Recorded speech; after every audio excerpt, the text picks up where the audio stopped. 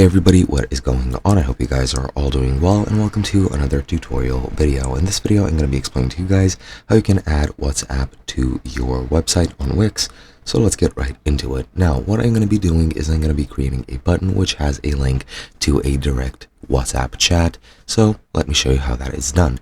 Now, the first thing you're going to want to do is you're going to want to go into WhatsApp and select or find your click to chat link.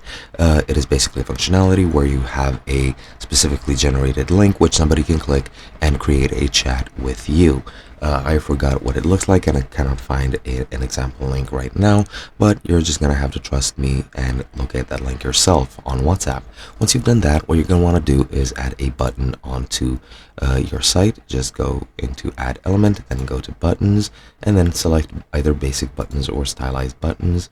And for example, if you're trying to send a message, let's say we're going to use this button, make it as large as you want, then go into settings and change whatever you want. You can change the icon if you want to, and you can set a link, or you can click here to set a link, and we're going to click there.